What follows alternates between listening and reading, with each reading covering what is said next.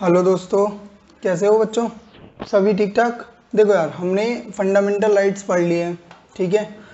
अब fundamental rights को मैंने कल भी आपको बताया था कि उसके ऊपर हम क्वेश्चन करेंगे। तो मैंने फंडामेंटल राइट्स के अभी 20 क्वेश्चन निकाले हैं। हाँ, मैंने आपको 50 क्वेश्चनों का प्रॉमिस करा है और बिल्कुल सही वाला प्रॉमिस करा है। 50 क्वेश्चन आएंगे, बट वो एक बार में नहीं आएंगे। 50 क्वेश्चन का मतलब हो गया कि आपको एक ही बार में कह दूं, आप एक बार में पढ़ लो, फिर आप उसके बाद जब पता चलेगा कि याद रखने की बारी है, ये याद आपको एक क्वेश्चन नहीं है।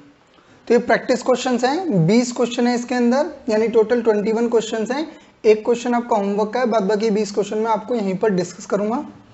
मैं पहले ही बोल दे रहा हूँ, जिसने फंडामेंटल राइट्स पहले कभी नहीं पढ़ा उसके लिए ये वीडियो कहीं से भी यूजफुल नहीं है, ठीक है।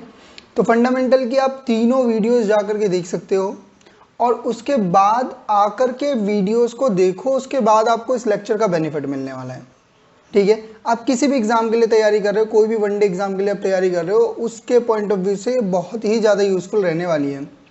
अब इसके बाद जो नेक्स्ट क्लास आएगी, वो बेसिकली जो नेक्स्ट क्लास आने वाली है आपकी किसकी, एमसीक्यू प्रैक्टिस की, वो आएगी अब संडे के दिन।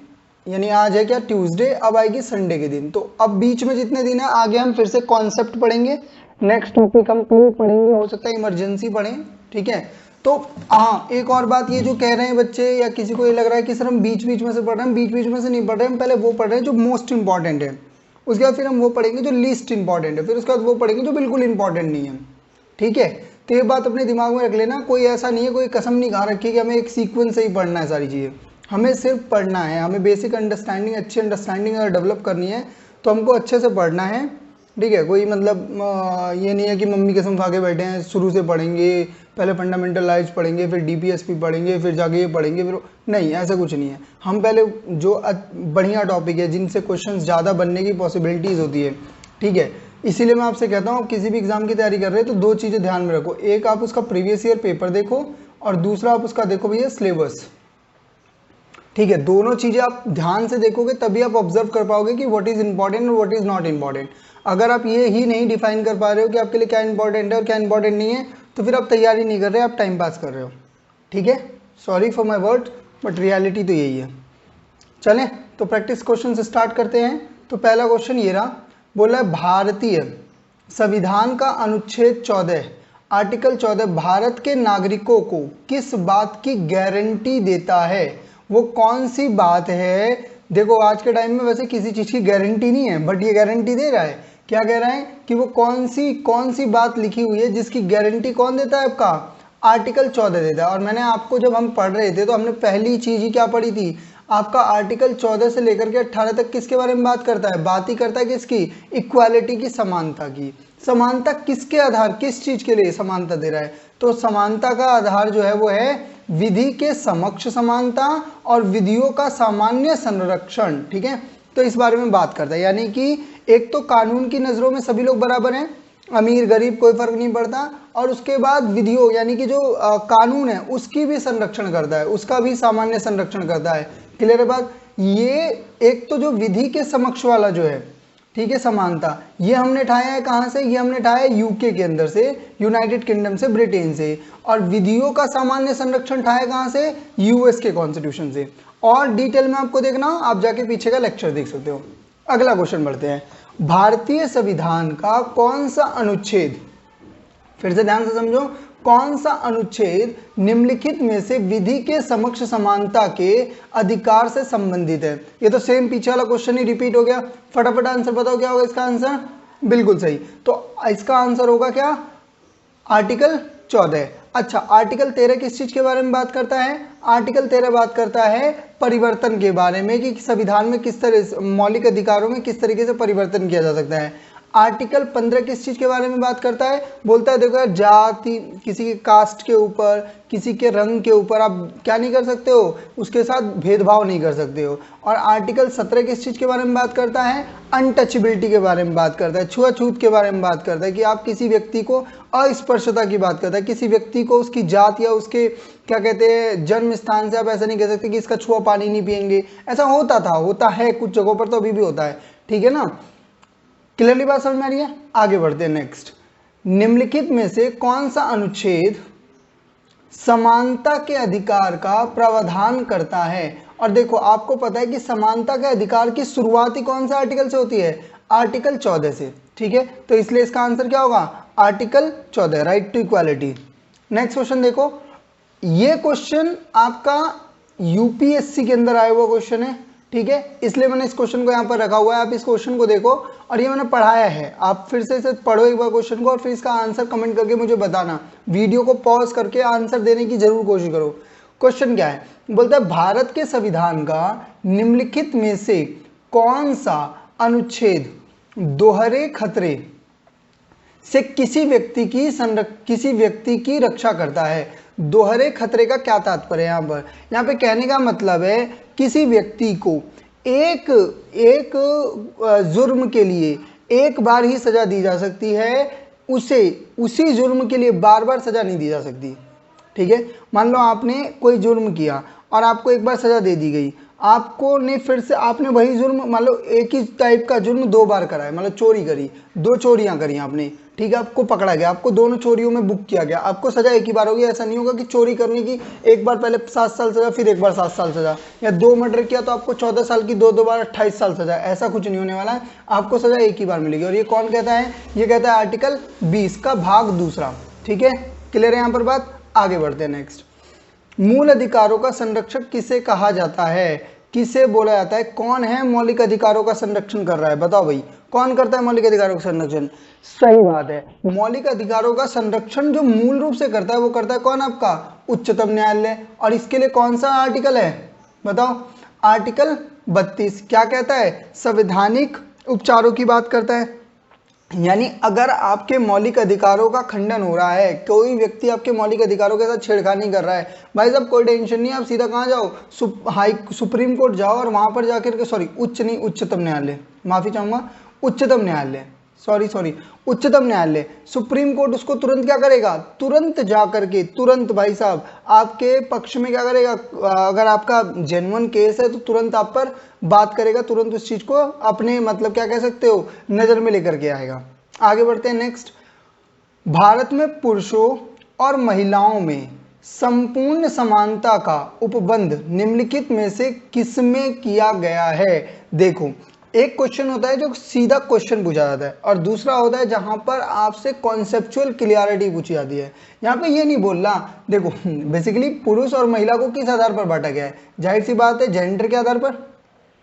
अच्छा, और हमने पढ़ा है कि किसको, आप लिंग और जाति के आधार पर क्या नहीं कर सकते हो, विभेद नहीं कर सकते हो। तो समानता मिलनी चाहिए, बात तो बिल्कुल सही है। तो समानता के बारे में बात कौन कह रहा है, ठीक है, ये कौन सा आर्टिकल कहता है आपका, तो आर्टिकल 14 और 15, आर्टिकल 14 और 15 ही बोल रहा है कि भाई संपूर्ण समानता होनी चाहिए, फर्क नहीं पड़ता कि आप स्त्री हैं या पुरुष हैं।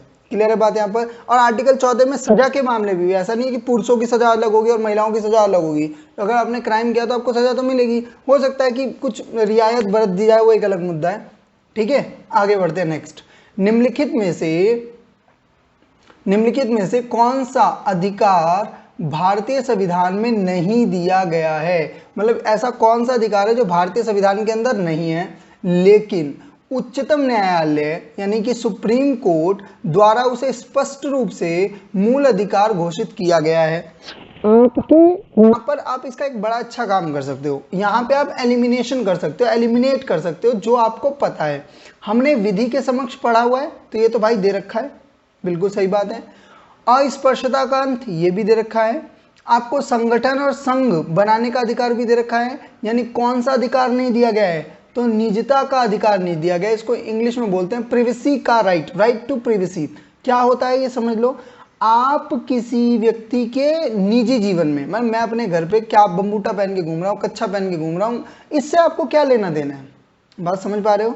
मेरे को चाइनीज खाना पसंद है या मेरे को क्या कहते हैं इटालियन पसंद है, इससे आपको क्या लेना देना है, ये मेरा व्यक्तिगत जीवन है, मेरी निजता है। मैं अपने फोन में क्या देख रहा हूँ, इससे आपको क्या लेना देना है। और ये बात जब उठ करके आई थी, जब आधार की बात ज़्यादा क्लियर हो गई थी कि आधार कार्ड सभी लिंक करो, और यहाँ पर जब लोगों ने कहा कि नहीं ये तो हमारी प्रिवेसी को क्या कर रहा है, कहीं ना कहीं डिस्टर्ब कर रहा है। और ये बात जब और ज़्यादा आई थी कि जब फेसबुक के ऊपर क्या लगा था, एलिगेशन लगा था, कैम्ब्रिज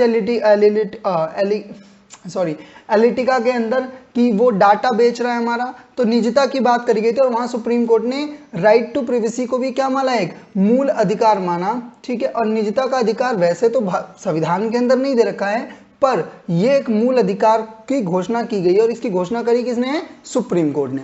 क्लियर है यहाँ पर बात। आप देखना ना किस तरीके से आपकी प्रिवेसी, देखो आपको लगता है ना फोन आप चलाते हो, नहीं, ये बहुत गलत फहमी है आप लोगों की। फोन आप नहीं चलाते हो, बेसिकली फोन आपको चलाता है, क्योंकि फोन एक मैनिपुलेटिंग डिवाइस है। वो क्या करता है, आप क्या देखते हो, आप एक बार रैंडमली सर्च कर दो कि मतलब भंडारा कहाँ मिलेगा, ठीक है ना। और भाई साहब आप देखना कि आप फेसबुक पे जाओ, आप इंस्टा पे जाओ, आप ट्विटर पे जाओ, हर जगह भंडारे के कोई ना कोई लिंक किसी ना किसी के थ्रू आपकी तरफ क्या करे जा रहे हैं, भेजे जा रहे हैं। आपको ना चाहते हुए भी आपके दिमाग को बार बार उसी पर्टिकुलर चीज पर लेकर के आया जा रहा है। तो इससे कहीं ना कहीं आपकी निजता क्या हो रही है, निजता का खंडन हो रहा है, आपकी प्राइवेसी डिस्टर्ब हो रही है। और इसी को बचाने के लिए उच्चतम न्यायालय ने बात कही थी। ठीक है जी, आगे बढ़ते हैं। भारतीय संविधान के अंतर्गत कौन सा रिट जारी नहीं किया जाता। रिट कहां दिया गया है, तो रिट की पावर दी गई है आर्टिकल 32 के अंदर, और आपके सुप्रीम कोर्ट के पास ये पावर है कि वो रिट जारी कर सकता है। किसके संदर्भ में, आपके मौलिक अधिकारों के, आपके मूल अधिकारों को बचाने के लिए। आपके मूल अधिकार अगर खंडित हो रहे हैं, मूल अधिकार अगर आपके क्या हो रहे हैं, मतलब कि इनका खनन हो रहा है, इसको छीन ले आपसे कोई, तो आप उसके लिए क्या कर सकते हो, आप सुप्रीम कोर्ट जा सकते हो। आपको पता है परमादेश होता है, मैंने पढ़ाया है, कल की क्लास में पढ़ाया है। प्रतिषेध भी पढ़ते हैं हम लोग, उत्प्रेषण भी होता है। आदेश का अधिकार हमारे पास नहीं है, ये यूएसए के अंदर है, यूएसए के संविधान के अंदर है, पर हमारे पास ये रिट जारी करने का अधिकार नहीं है। उच्चतम न्यायालय के पास ये रिट नहीं है। क्लियर है बात। यहाँ पर आगे बढ़ते हैं। बड़ा ही प्यारा सा क्वेश्चन है, देखो, परमादेश रिट सर्वोच्च न्यायालय द्वारा किसके लिए जारी की जाती है, की जा सकती है, बताओ आंसर। तो मैं पानी पी लेता हूं, आप लोग फटाक से नहीं बताओ आंसर।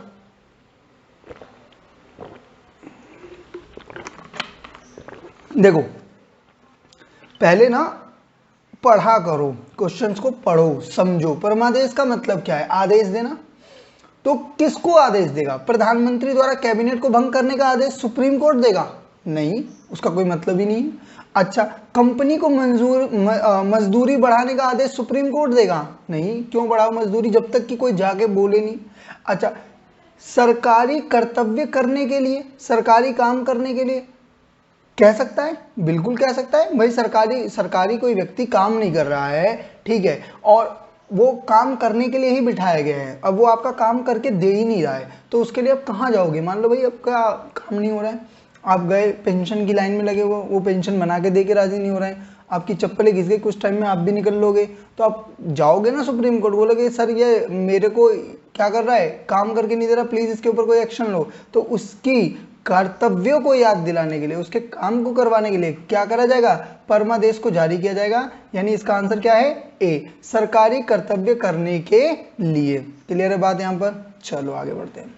ये क्वेश्चन थोड़ा सा फट रहा है क्योंकि भैया ये क्या करा गया है, कट और पेस्ट किया गया है, और एक कट कहाँ से किया गया है, सीडीएस का पेपर है यूपीएससी का, उसके अंदर से क्वेश्चन है। क्वेश्चन बड़ा मजेदार है, कई बार पूछा जा चुका है।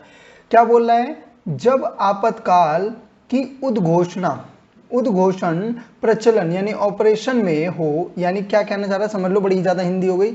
ये बोल रहा है कि मान लो आपातकाल लग गया, आपातकाल मतलब इमरजेंसी। इमरजेंसी तीन तरीके की होती है, सिंपल भाषा में समझ लो। एक होती है आपका राष्ट्रीय आपातकाल, यानी जब पूरा देश जब बाहरी किसी संकट से जूझ रहा होता है, मान लो कि जैसे चाइना ने इंडिया पे हमला कर दिया और हम चाइना और इंडिया के बीच में लड़ाई हो गई, ठीक है, उस समय क्या लगा दिया गया, आपातकाल लगा दिया गया, तो ऐसे आपातकाल को राष्ट्रीय आपातकाल कहते हैं। दूसरा होता है जिसको हम बोलते हैं क्या, आपका राष्ट्रपति शासन या राज्य आपातकाल। ये कब लगाया जाता है, जब किसी राज्य के अंदर सीएम मान लो निधन हो जाए और कोई दूसरा सीएम बनने के योग्य ना हो, या फिर वहां पर जो सरकार है वो सरकार सही से नहीं चल रही, ठीक है। जैसे अभी केजरीवाल जी थे, उन्होंने 14 दिन सरकार चला करके इस्तीफा दे दिया। अब भाई बीजेपी के पास बहुमत नहीं है, केजरीवाल चला नहीं रहे, दोबारा इलेक्शन होने में टाइम है, तो तब तक क्या होगा, राष्ट्रपति शासन लग जाएगा। और तीसरा होता है वित्तीय शासन।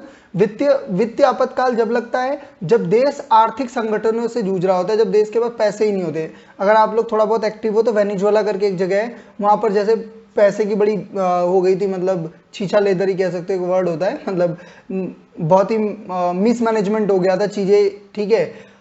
कोई ऐसी सिचुएशन में 3 तरीके का आपातकाल लगते हैं। अब ये क्या बोला कि आपातकाल लग गया है, तब निम्नलिखित में से किस अपवाद स्वरूप छोड़कर सभी मूल अधिकारों के प्रवर्तन के लिए न्यायालय में जाने का अधिकार निलंबित कर दिया जाता है। यानी कौन सा ऐसा अधिकार है, सिंपल भाषा में तो ये बोल रहा है, जो आपातकाल के समय पर भी खत्म नहीं किया जाता है। और आपको पता है कौन सा आता है, आर्टिकल 20 और 21। और आर्टिकल 20 और 21 में क्या है ये आपको मैंने पहले बता रखा है, अगर नहीं पढ़ा है तो जाके पढ़ो, इतना तो करो। चलें आगे बढ़ते हैं।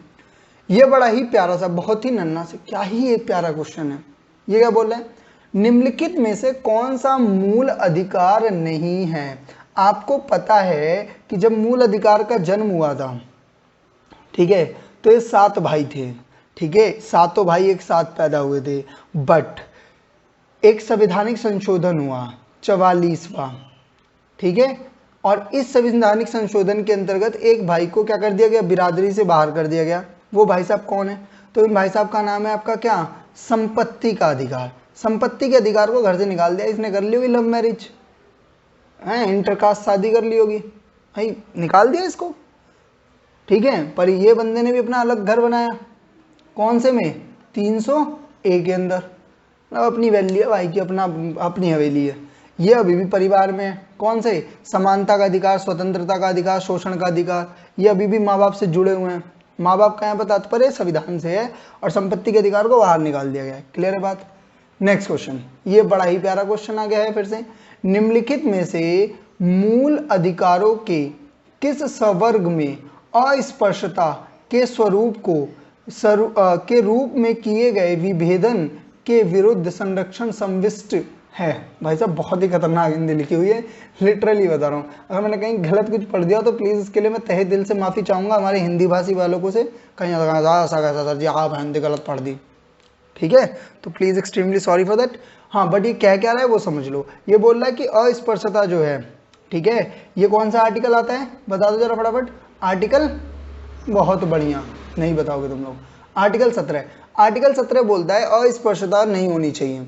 अब ये आर्टिकल 17 किसका भाग है, इसके लिए आपको पता होना चाहिए क्या, कि समानता के अधिकार जो है वो कहाँ से कहाँ तक है, 14 से लेकर के 18 तक। तो जाहिर सी बात है किस ब्रैकेट में आता होगा, समानता के अधिकार के ही अंदर ये आता है। क्लियर है यहाँ पर बात। शोषण के विरुद्ध अधिकार कौन से आर्टिकल में आता है, बताओ फटाफट।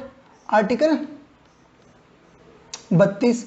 स्वतंत्रता का अधिकार कहाँ से आता है, आर्टिकल 19 से शुरू होता है, ठीक है, सॉरी, शोषण के विरुद्ध अधिकार जो है वो तो अलग है। संवैधानिक उपचार का आर्टिकल 32 आता है, ठीक है, और ये आता है 23 और 24। क्लियर है बात। और ये आता है आर्टिकल 19 से लेकर के आर्टिकल 22 तक, ठीक है बालक, याद रख लो, आर्टिकल याद रख, आपके एग्जाम के लिए इंपॉर्टेंट है। जो यूपीएससी देने वाले बालक हैं, जो भी मतलब जो यूपीएससी के लिए प्रिपेयर करते हैं, उनके लिए आर्टिकल इतने रिलेवेंट नहीं होते, बट आप लोगों के लिए तो मतलब ऐसे एकदम मतलब जी तोड़ याद रखने पड़ेंगे।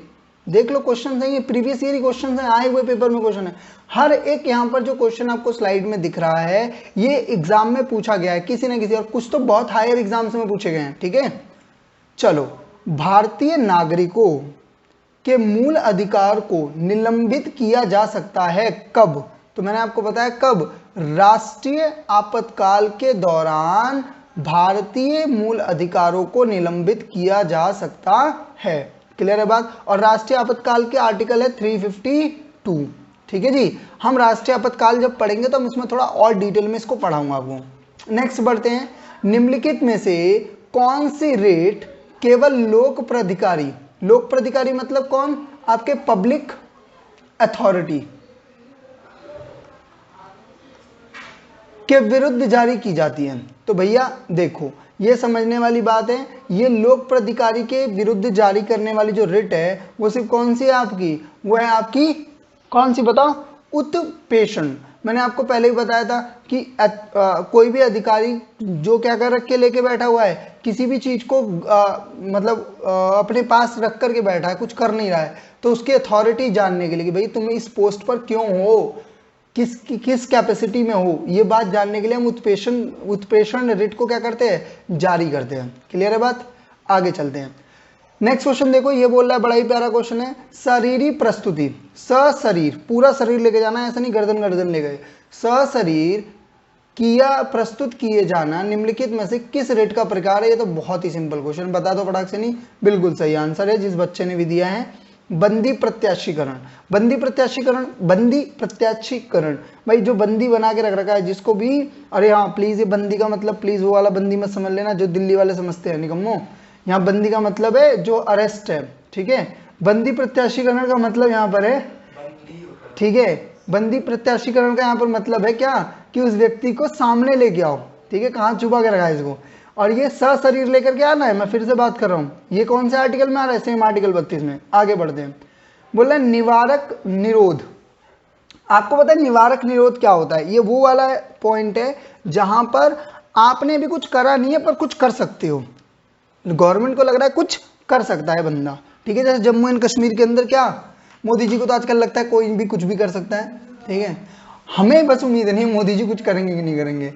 अधिनियम द्वारा निम्न में से कौन सा मूल अधिकार को नियंत्रित किया जा सकता है, कौन से मूल अधिकार को नियंत्रित किया जा सकता है।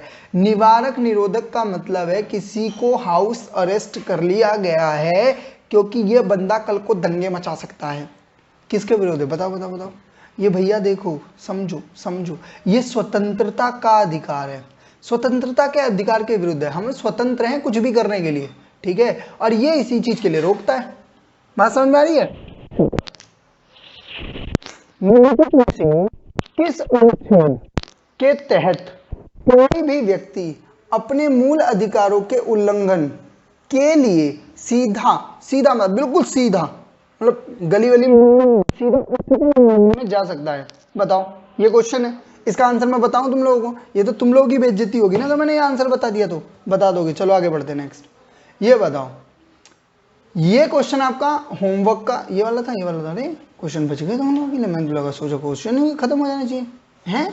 देखो, भारत के संविधान का निम्नलिखित में से कौन सा अनुच्छेद ये निर्धारित करता है कि राज्य कोष से, राज्य कोष मतलब कि राज्य के द्वारा बनाया गया कुआं, तालाब, स्नानघर। अब यहाँ पे देखो, यहाँ पे इसने राज्य कोष क्यों लिखा है, शाहरुख खान ने स्विमिंग पूल बनाया, तुम जाके उसमें नहाने की जिद करने लगो, अब उसके बाद भी कहने लगो कि ये तो हमारा क्या है, समानता का अधिकार है।